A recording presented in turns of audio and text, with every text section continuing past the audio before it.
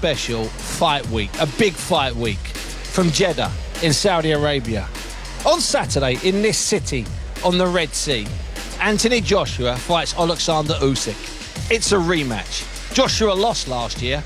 Will it be repeat or will it be revenge? I sit down with Anthony Joshua, look in his eyes and ask him the questions, and he gives me the answers. It's what you do in fight week. You travel somewhere exotic, you sit down with fighters and you build a fight for Saturday night.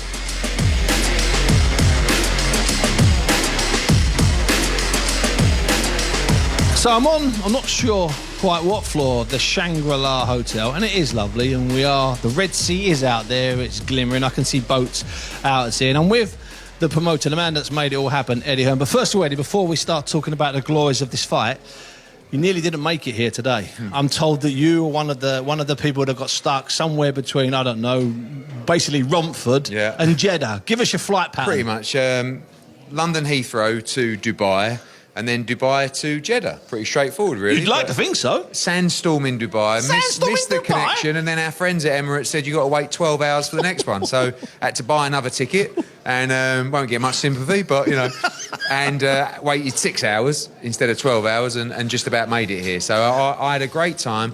Nazi's sons were on my flight, and we had a nice chat in the waiting room, and we had a great time, and we're here ready to go for fight week. And fight week seems to have started really quickly. Bit not dissimilar to what happened in Riyadh a couple of years ago. We were here then, and it was a great event. Outdoors, I know it rained, but it was still glorious. And of course, AJ regained the title. You've seen him today, you've been around him, and we're going to hear from AJ in a moment. What was your gut feeling when you first saw him today and had a little chat with him? He seems pretty serious. Very serious. I think, we said hello, and, you could tell it was, sometimes he's very jovial. I think for many years he's been the performing SEAL, if you like. He's been carrying British boxing on his shoulders. He's talked about that. He's talked about that. And I feel like, I want to feel like, and I want him to feel like, we're the B-side, right? We're the ones that are coming in on the smash and grab. Yeah. Alexander Usyk is the pound-for-pound number one. He's got all the belts. Yeah. He's the favourite. We're just here, we're just here to take part. Not really. We're here to turn them over. Yeah. We're here to smash and grab the World Championship belts back and see AJ become a three-time heavyweight world champion. And I think if he can have that kind of mentality where he can go into the ring and say, all or nothing, can't afford to get it wrong. Maybe his last chance to become world heavyweight champion again. If he doesn't win here, there's no thoughts of retiring. I've seen some rubbish about losing to the pound-for-pound number one. I'm not even going to ask him about that. Ridiculous. But more importantly, it's difficult to get a shot at the world heavyweight title. He's got it here on Saturday. He goes into the ring with nothing.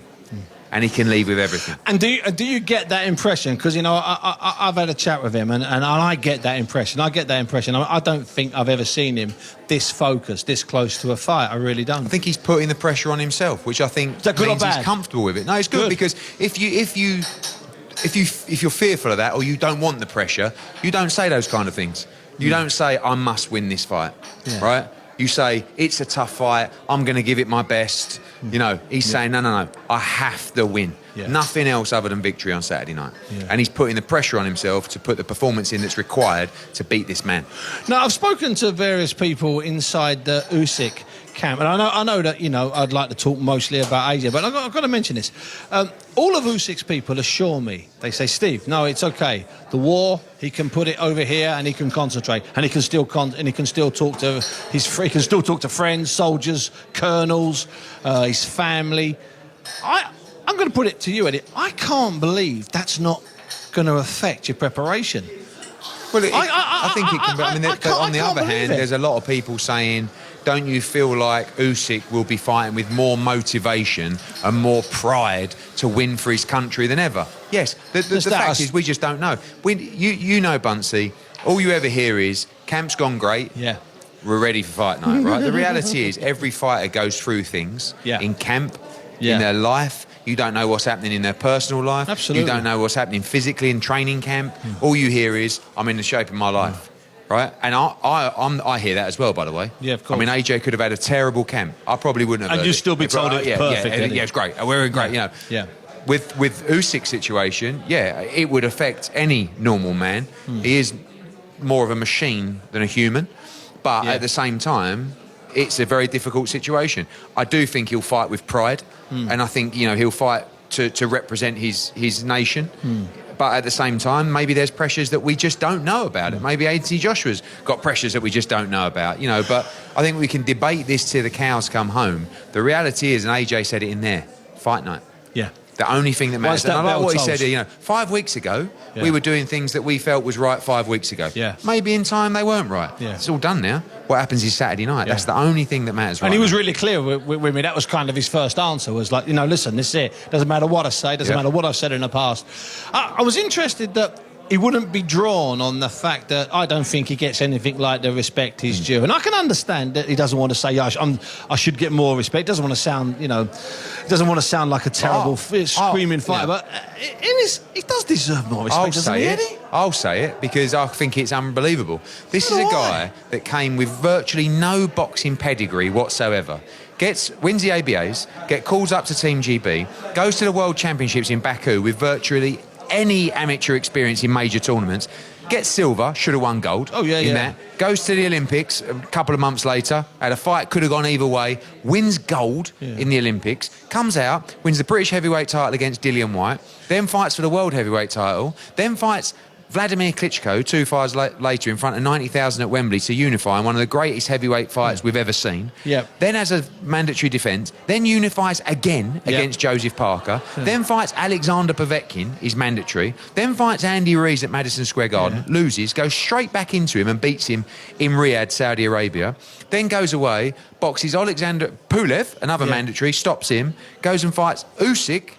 Everyone's going, don't fight Usyk, don't fight Usyk. Jumps in and everyone's saying, don't rematch him, and goes straight back into the rematch. What more have you got to do to get the respect? But the problem is, because he's so big, some people, without the knowledge, feel he's manufactured, right, by big commercial organisations like Matchroom and BBC and Sky. We've pulled the string since day one. He's not really what we say he is.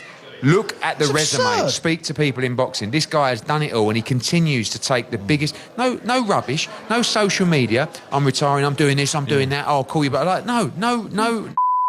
Straight up, in it for the game, in it for legacy, and continues to take the biggest challenges in the sport. 11 consecutive world title fights.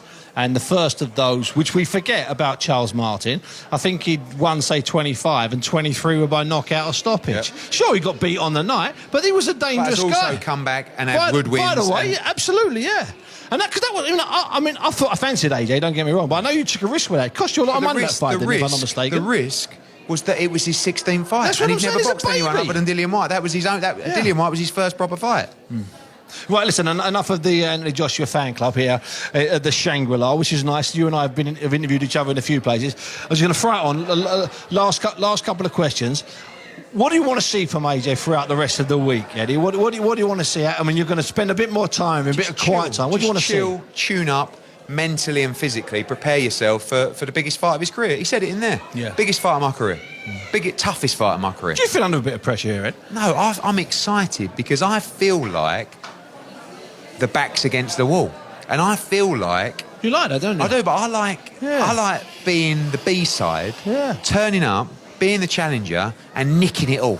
Do you know what I mean? So I like all the goodies. But for years and years, you know why? When Andy Ruiz beat AJ at Madison Square Garden, I remember looking at them, that team, going, "Oh my God, I can't believe this." But part of me looked at them and went, "Do you know what? Fair play. How good does that feel?" And I'm looking at this, going, "You know what? Let people write him off. Let him be the underdog. Smash and grab. Go in there, beat this guy, win all the belts, and just take yourself to a whole nother level. And we'll sail out of this place on Sunday with the biggest smiles on our faces. And you got to, if you can feel excited about that challenge rather than the pressures. I feel like AJ over the years had that much pressure on him to defend, to be the favourite, to keep the belts, to try and move on to the unifications. Now, scrap all of that because it don't exist anymore. You've got nothing. But on Saturday night, you can win everything. And some.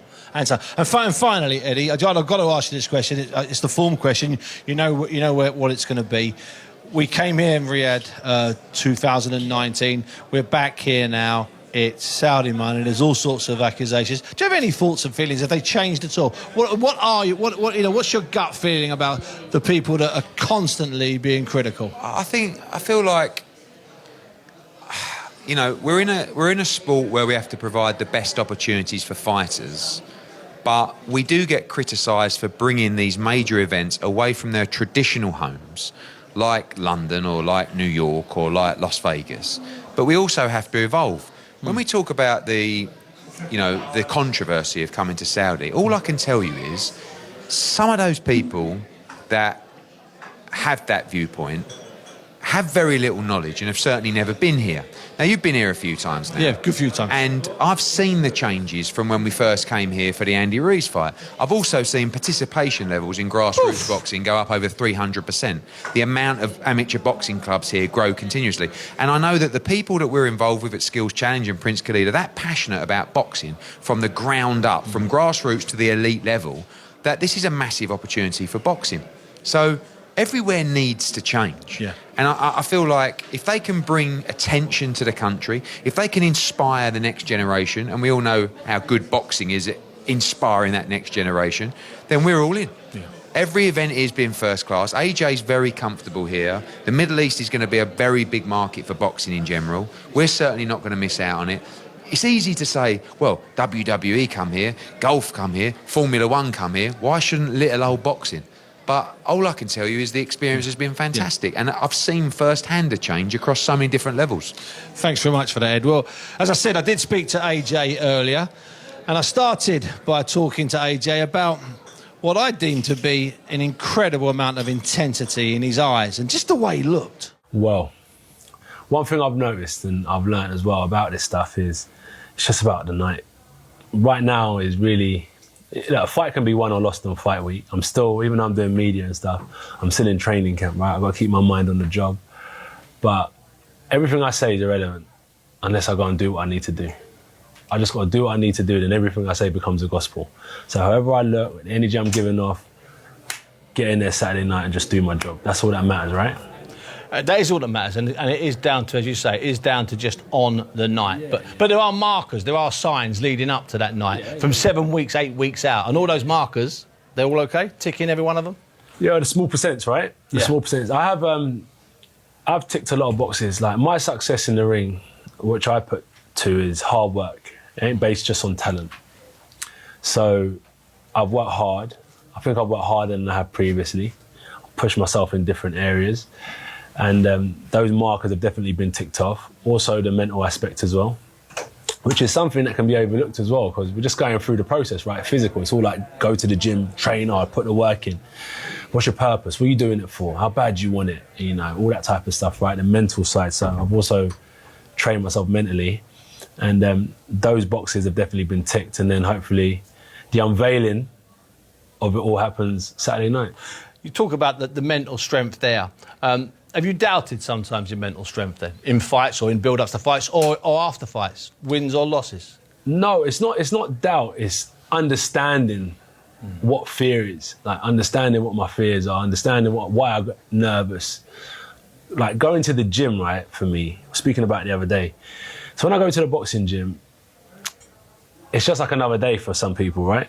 When I go to the gym. For me, I have a sense of fear and nerves. And I was like, what do you mean? I said, because I want to perform. I want to go to the gym. This is just going to the gym, just like normal? Yeah. In that 2-month build-up? Like, normally, like, I said, like, for me, like, sometimes if people are bantering in the car, it's good to kind of relax, but some days I'm, like, very focused on trying to perform in the gym. I was having a conversation and, yeah, like, I do have fear, like, all right, am I going to have a good session? I need to work on this. I need to get this right. So the boxes are being ticked leading up to the night of the fight. Because you've always been critical of yourself, haven't you? You've always wanted to, I mean, all fighters want to improve. 100%. But you've been critical. Like, I mean, sometimes you've won and you've been annoyed. Yeah. And sometimes you've lost and you've been annoyed. Yeah. I'm just a moody git. No, nothing wrong with that. I've always been amazed that people expect fighters in fight week to be, you know, comforting and over in the corner making you a cup of coffee. Well, I'm stunned that people expect that. I don't know why they expect it. Well, it took me so many fights to realise that I'm still in fight week. I'm still in fight mode. I'm not here. Like, even though we then leave our training camp, right? I would never do this in training camp. Like, on a normal Monday, I'd probably still be in the gym now. or I'll be in my room resting. I wouldn't be amongst so many people having conversations and stuff like that. So, yeah, I've got to just take myself back to, I am still in training camp. This is just an obligation. Now, you might, and it's talking about obligation, you might vanish in between fights, and that's terrific. You know, every man's private. Lennox Lewis, we never saw him from the moment, you know, 5 hours after the fight. We never saw him until 6 weeks before the next fight. You do vanish, but you still do these ridiculously long days. I mean, some of those days we used to do in Sheffield were 12 hours. Yeah. This is not going to be much short of about 7 or 8 today. I know there's no way around it, but they take a toll, son. Yes, correct. And a fighter has to learn, he has to do it, because what a fighter needs to understand is if you join a football team, if you're a footballer and you join a football team, you join a legacy from whatever hundreds, 1900s, for example. This football team was created and it's got a long line of history of great footballers that have joined the club and left the club. You're going to wear that number on your back, for example. But in boxing, let's say it's nearly been 10 years, about 2 months away from being 10 years as a pro. I've got 10 years to make my name a global name. And obviously, talent-wise, you've got 10 years to become a champion and all that stuff, but also you want to kind of be known to the world. So you have to have these 10-hour days away from training and putting in the work, because no one's going to do it for you, unfortunately. So I learned that early on, and I think Gentleman Jim Corbett, yeah? Yeah. He was a PR machine, wasn't he? He was a PR machine. Back in the day, yeah? Yeah, good looking, spat shine, looked done the business, good talker. Kind of like reminds me of myself, right? Yeah, the spat. Good looking spat. Yeah. Apart from the fact that you're about a foot taller and 5 stone heavier, he's a doppelganger. He's a doppelganger. The new breed of heavyweights. So I learned the importance of PR and stuff like that. So you have to get yourself out there to the public and tell them your story and what you're about to do. And if you achieve it, as I said, amongst all the stuff that I'm saying and the good looks and all the wearing the right stuff and all that, if you go out there and win, you become an icon. So you have to put in that work outside of the boxing gym. And that brings us to Jeddah on Saturday night. And what I think is the most important fight of your life. Yes, I agree. A fight that you have to win to keep everything that AJ stands for and everything that you've strived for. Staying hungry, winner's mindset, just being a winner. I think I'm known as a winner. Like, we come into the game and we've just been winning ever since, right? So there's not really much else to know about me except for he just always seems to be winning, on top of his emotions, never kind of... No excuses? Yeah, so I've just got to go out there and do my job, no excuses. No, and there are no excuses here? No, feel good. This is absolutely the fight that you have to win, and you have to win in style. Is that fair? Every fight is like that, but this one, obviously, one's special. Because of I lost last time, I got a second chance. It's a bit more pressure, What about being back in Saudi? You happy? You're nice and relaxed? Yeah, it's brilliant, honestly. People Saudi's nice. Like, what I learned by being here is, like, there's different ways of living and different cultures and, like, certain things that, like, people are out at, like, 2 a.m., 3 a.m. with kids and sitting outside. It's warm. It's nice and warm. So in the daytime, I don't think people really want to be outside. They tend to come outside at night. I was thinking, imagine me and my son walking down the street at 3 a.m. Someone will call the police and go, I think there's a crazy man with a kid walking. So what I've learned is society... They might not just call you a crazy man, but we'll leave that. We'll leave that bit aside, all right? We'll leave that extra bit aside. It's a nice experience, a different culture, be amongst different people, see a different side of life. It's been good, been eye-opening. And finally, on Saturday night, you can do it, can't you? You can beat him, can't you? Yeah. You can beat this Usyk that's same meant way to be I beat invincible. like Camarelli in the Worlds, the Olympics. Yeah. Same way like I've done it back in the day. You know, Ditchko, Zangzili, who's on the card. Same way I've done it like when I shouldn't have, is just through will and determination. Same way with Klitschko. Just got to dig deep. And I remember you said something to me after the last fight. You said, I'm 31. I've had 10 world title fights or 11 world title fights. Yeah. I won an Olympic gold. I deserve a little bit more respect. Yeah, it'd be nice, but look, you'll always be searching for respect from people. You don't have to be humble. I mean, look, those are facts. I mean, you can be, you know, this truth. You should have more respect. Yeah, we've been fighting world champions now 7 years straight. Yeah, 7 years straight, world champion after world champion. It hasn't been any other fight except for world championship level fights. So it's challenging as well. Like them training camps for world championship fights are challenging, very, very fatiguing and challenging. Like the expectations, the pressure, but not like I want credit for that.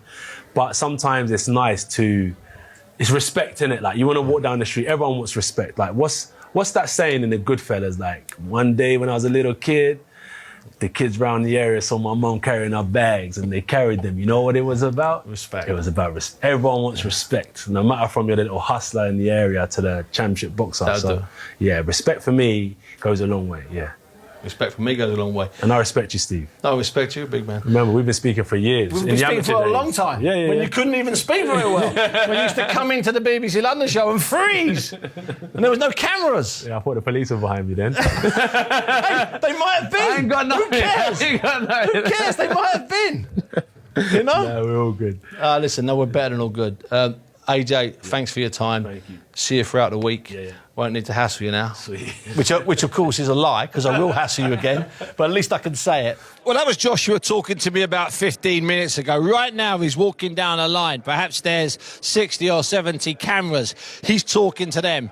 He's relaxed now, but I can let you in a secret. It's hard for him to do this close to a fight. It's hard to get an audience with him. And that was part of that intensity I saw. He just wanted to get this done. I've never known a man want to get a fight out of the way quite as badly as AJ does. I'm looking in his eyes. I'm sensing everything about it. I'm talking to the people around him. All he wants to do and all he's wanted to do since he left the ring at the Tottenham Hotspur Stadium last September is have this rematch. He asked Eddie Hearn for the rematch before they were 10 feet from the ring. It's big fight week. Now, as I mentioned to Eddie when I was talking to Eddie at the top of the show, I'm intrigued by how much the war in Ukraine is affecting Oleksandr Usyk. We know he was on the front line. We know he saw incidents, the type of stuff that will never leave you. We know that. We've talked about that. He's talked about that on 5 Live before. And I managed to grab hold of his promoter and his manager and, more importantly, his friend, Alex Krasuk. And, well, the first thing I put to Alex was quite simple, that the pair of them, both him and Oleksandr, looked incredibly relaxed. Well, the training camp is over. It means all the hard work is behind. Now is the party time. For a fighter, the fight week is the party time. So, and the fight night is the apotheosis of the party. It means that we are not really relaxed. We have so many things to be done, but it's approaching and we are happy about that. Alex, has Oleksandr been able to not forget, that's the wrong word, but put everything that's happening in his homeland behind him? Or is it something that still affects him daily? Or is he able to close the door until the fight is over? You know what I mean. Yes. It's not disrespectful. I'm asking. I understand what you mean. And I can claim that he cannot forget about it. Because he's a Ukrainian, and you hardly can find any Ukrainian who can just say, oh, it doesn't mean anything. Of course, it does mean a lot. But he is a professional, and he knows how to deal with his mindset. He understands how he should leave things out of the ring. It's like his family. He loves his family so much. He spends so much time with his family, but when he's out for a training camp, he has to comply with all the rules that exist in the training camp. And that's what he usually does. So he can read news, he can communicate with soldiers, with militaries, with high-rank officers, he can stay in touch. His foundation is helping people. But he himself is training as the professional and getting prepared for the fight. So you cannot say that he stays out of it, but you cannot say that he is very much affected with that. And finally, Alex, and thanks for this. It was fantastic news when we heard that the fight will be available in the Ukraine for free. That was something that Oleksandr wanted. And then my understanding is that the Saudi government helped him put it together. Is that correct? When the news that we sorted out the fight arrived, so Alex approached us with a request to secure the TV rights for Ukraine, and he said that he wants to buy it out for his own money, so Ukrainians could watch it for free with no pay-per-views, no subscriptions, nothing like that, just for free. And when we asked Skill Challenge Prince Khalid, His Highness Prince Khalid could not accept that. Of course, no, he will never take money from the champion, so he gifted the TV rights for Oleksandr. for the territory of Ukraine, and we tried to adjust this project with. So it's going to be broadcast on a couple of platforms, on a couple of TV stations, public and commercial. And within the broadcast, we're going to have the QR code when people will be able to donate to Usyk Foundation. All the sponsorships that are going to be collected within this broadcast will go directly to Usyk Foundation. And after the fight, Usyk himself will decide how he spent this money for the needs of people from Ukraine who suffered this war, and he will publicly do it. Alex Krasuk there explaining exactly how the deal to show the fight for free in Ukraine came about. I love that story, and I love the idea that Oleksandr Usyk can have two heads on. One concentrating on this fight. We're not calling this a war, by the way. This is just fisticuffs. And the other one concentrating on all the friends that he knows who are still on the front line in his beloved Ukraine, fighting a real war. What a start to a big fight week. And don't worry, we will hear from Usyk throughout the week. We'll hear from loads of players. We'll hear from everybody involved with this fight. That's what we do in Big Fight Week. We travel somewhere exotic and we start making shows. Hundreds of them, it turns out. Thanks for being with me. Right now, though, on 5 Live, it's Colin Murray. Yes,